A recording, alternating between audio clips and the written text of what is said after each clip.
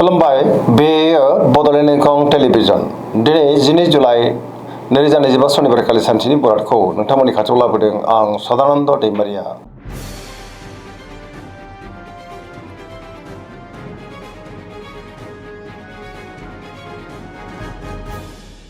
सिगां फरायनो लादों मेष राशि गिबि हांखो अ ल दिनैनि साना जोबोर मोजां।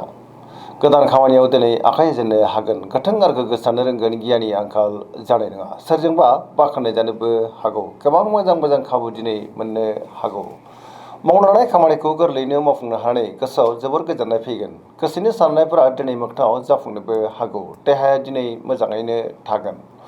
अब्लाबो नाथाय जानाय लोंनायाव सांग्रां जानांगोन। रांखावरियाव दिनै जोबोर मोजां होनजायो। बेफार फालांगियावबो दिनै जोबोर मोजां मुलाम्फा मोननोबो हागोन। गुबुननि थाखाय गोबां मोजां खामानि मावनानै होनोबो हागोन। सोरबा लोगोजों बाख्नायजानानै गोसोआव गोजोननाय फैगोन। लाइमोनफोरनि गोसोआ दिनै जोबोर खुसि जागोन आरो गावबा गावनि गोसोनि साननायफोरखौबो फोरमायलायनोबो हागोन। पजिटिभ एनार्जिनि गोहोम गोग्लैगोन। सरासनस्रायै दिनैनि साना जोबोर मोजां आरो मोजाङैनो बारग'लांगोन। वृष राशि गिबि हांखो इ उ ब दिनैनि साना मोजां आरो गाज्रिनि गेजेरजों बाबेनलांनो हागौ। गोसोखौ दिनै जोबोर उसुखुथु मोननोबो हागौ। सिगांनि बबेबा जेंनाया गोसोखौ दिनै जोबोर उसुखुथु खालामगोन। गावनि गोसोनि साननायफोरखौ गुबुननो फोरमायनोबो गोब्राब जानोबो हागौ। मावनो लानाय खामानिखौ मावफुंनो हायोब्लाबो माबा मोनसे गोरोन्थिबो जालांनो हागौ। समाजाव मान मोनगोन। रांखावरियाव बारा मोजां नङा। नाङा फाङा खरसाया दिनै बांनोबो हागौ। बेफार फालांगियावबो बारा मोजां नङा होनजायो। न'खराव बिसि फिसायनि गेजेराव अननानै फैगोन। बिदा फंबायनिफ्राय हेफाजाबखौ मोननो हागौ। देहाया दिनै मोजाङैनो थागोन। अब्लाबो नाथाय जानाय लोंनायाव सांग्रां जानांगोन। जायखि खामानि मावा मानो दिनै मोनफ्रोमबो खामानियावनो सांग्राङै मावनांगोन। बहाबा हान्थिब्ला दिनै लामा सामायाव सांग्रां जानांगोन। नेगेटिभ एनार्जिनि गोहोम गोग्लैनोबो हागौ।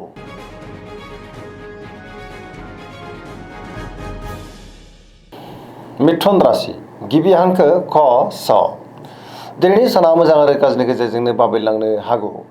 गावनि गोसोनि साननायफोरखौ दिनै गुबुननो फोरमायनो गोब्राब जागोन। माबा मोनसे जेंनाजों मोगा मोगि जानोबो हागौ। सुथुरनि गाज्रि नोजोर थानोबो हागौ। नेगेटिभ एनार्जिनि गोहोम गोग्लैगोन।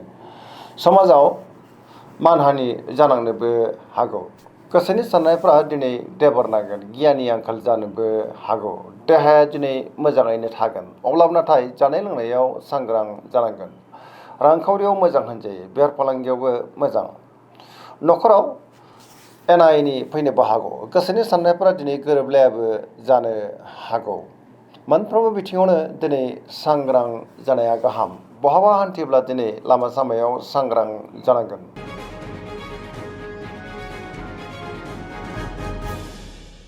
कर्कट राशि गिबि हांखो ड ह दिनैनि साना मोजां आरो गाज्रिनि गेजेरजोंनो बाबेनलांनो हागौ। गोबां मोजां खाबुफ्रा दिनै आखाइनिफ्राय गलांनोबो हागौ।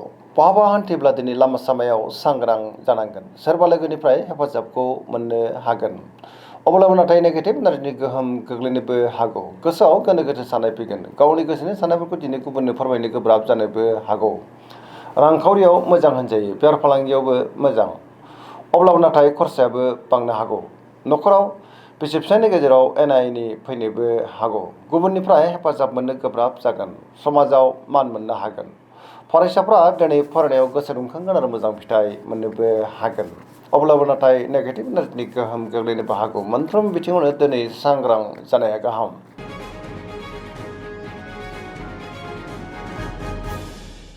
सिंह राशि गिबि हांखो म थ दिनैनि साना जोबोर मोजां।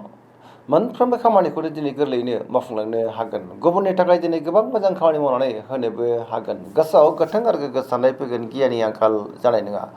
मावनो लानाय खामानिफ्रावबो दिनै गोरलैयैनो मावफुंजानोबो हागौ। बहानिफ्रायबा हरखाबै मोजां खौरांबो फैनो हागौ।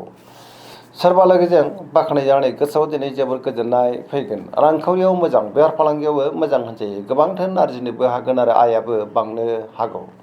गोसोनि साननायफ्रा दिनै मोगथाङाव जाफुंनोबो हागौ। बिदा फंबायनिफ्राय हेफाजाबखौ मोननो हागोन। बिसि फिसायनि गेजेराव अनलायनाया बांगोन। देहाया दिनै मोजाङैनो थागोन। बयजोंबो अनजागोन आरो गोरोबनोबो रोंगोन। गुबुननि थाखाय गोबां मोजां खामानि मावनानै होनोबो हागोन आरो पजिटिभ एनार्जिनि गोहोम गोग्लैगोन। लाइमोनफ्रा गावबा गावनि गोसोनि साननायफोरखौ दिनै फोरमायलायनो हानानै गोसोआव गोजोननाय फैगोन।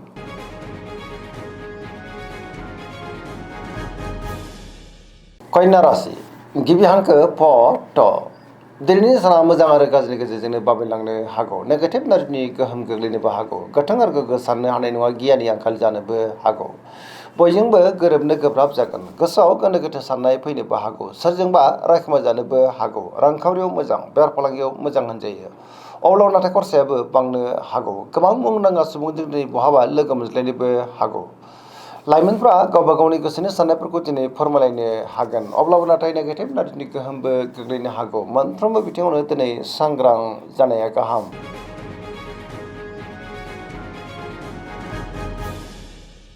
तुला राशि गिबि हांखो र ट दिनैनि साना जोबोर मोजां बहाबा दावबायनो एबा हान्थिनो खाबु मोननो हागौ आरो मोजाङैनो हान्थिनोबो हागोन सोरबा लोगोनिफ्राय दिनै थोजासे हेफाजाबबो मोननो हागौ गोसोआव गोथों आरो गोग्गो साननाय फैगोन गियाननि आंखाल जानाय नङा गावनि गोसोनि साननायफोरखौ दिनै गुबुननो फोरमायनोबो हागोन माबा नङा मोनसे मोजां खौरां मोननोबो हागौ देहाया दिनै मोजाङैनो थागोन रांखावरियाव मोजां बेफार फालांगियावबो दिनै जोबोर मोजां मुलाम्फा मोननोबो हागोन सिगांनि बबेबा आद्रा खामानिया दिनै गोरलैयैनो मावफुंजानोबो हागौ समाजाव मान मोननो हागोन गुबुननि गोसोखौ दिनै गोरलैयैनो बोनोबो हागोन लोगोफोरनिफ्राय थोजासे हेफाजाब मोननो हागौ सेंग्रा सिख्लाफ्रा दिनै जोबोर खुसि जागोन आरो गावबा गावनि गोसोनि साननायफोरखौ फोरमायलायनोबो हागोन पजिटिभ एनार्जिनि गोहोम गोग्लैगोन सरासनस्रायै दिनै साना जोबोर मोजां आरो मोजाङैनो बारग'लांगोन।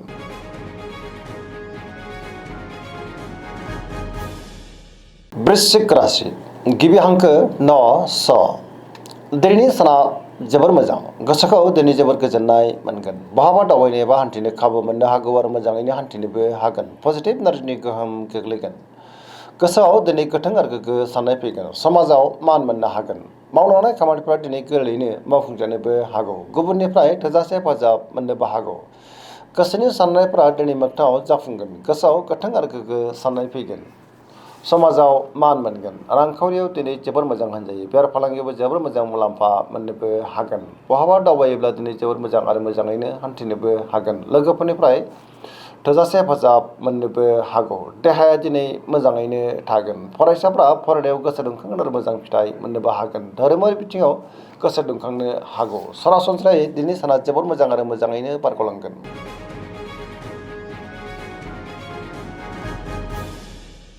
धनु राशि गिबि हांखो ढ फ भ दिनैनि साना जोबोर मोजां गुबुननि थाखाय दिनै गोबां मोजां खामानि मावनानै होनोबो हागोन गोसोआव गोथों आरो गोग्गो साननाय फैगोन गियाननि आंखाल जानाय नङा गोसोनि बोलोआ बांगोन मावनो हानाय खामानिफोरखौ थि समावनो आरो गोरलैयैनो मावफुंनो हागोन गोसोनि साननायफ्रा दिनै मोगथाङाव जाफुंनोबो हागौ रांखावरियाव मोजां होनजायो बेफार फालांगियावबो मोजां मोननो गोनांखौबो दिनै मोननो हागौ देहाया दिनै मोजाङैनो थागोन पजिटिभ एनार्जिनि गोहोम गोग्लैगोन लाइमोनफ्रा गावबा गावनि गोसोनि साननायफोरखौ दिनै फोरमायलायनो हानानै गोसोआव दिनै जोबोर गोजोननाय फैगोन।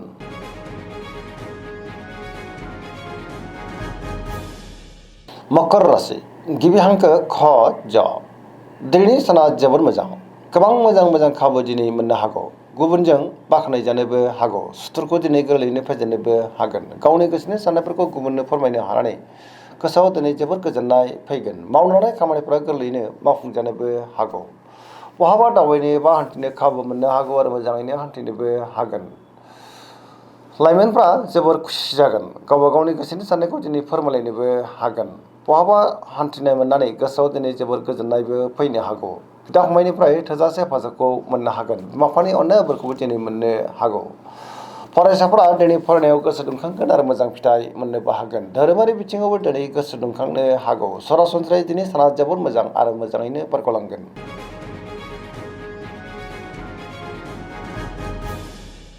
कुम्भ राशि गिबि हांखो ग स दिनैनि साना जोबोर मोजां गोबां मोजां खाबु दिनै मोननो हागौ सिगांनि बबेबा आद्रा खामानिया गोरलैयैनो मावफुंजानोबो हागौ सिगांनि बबेबा जेंनाखौबो दिनै गोरलैयैनो सुस्रांनो हागोन लोगोनिफ्राय हेफाजाब मोननोबो हागौ सोरजोंबा बाख्नायजानोबो हागौ मावनो हानाय खामानिफ्रा दिनै गोरलैयैनो मावफुंजानायाव गोसोआ दिनै जोबोर गोजोननाय फैगोन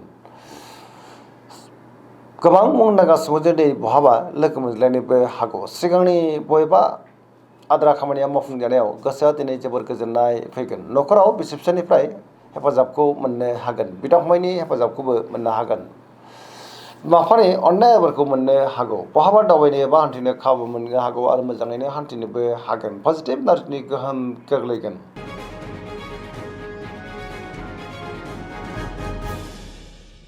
मीन राशि गिबि हांखो ड स दिनैनि साना मोजां आरो गाज्रिनि गेजेरजोंनो बाबेरलांनो हागौ। गोसोआव गोनो गोथो साननायबो फैनो हागौ। गावनि गोसोनि साननायफोरखौ दिनै गुबुननो फोरमायनो गोब्राब जागोन। माबा नङा मोनसे जेंनाजों मोगा मोगि जानांनोबो हागौ।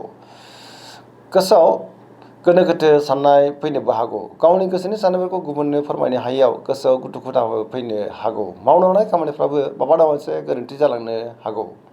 देहाया दिनै मोजाङैनो थागोन। अब्लाबो नाथाय जानाय लोंनायाव सांग्रां जानांगोन। रांखावरियाव बारा मोजां नङा। नाङा फाङा खरसाया दिनै बांनोबो हागौ। आयनिख्रुइ खरसाया दिनै बांसिन जानोबो हागौ।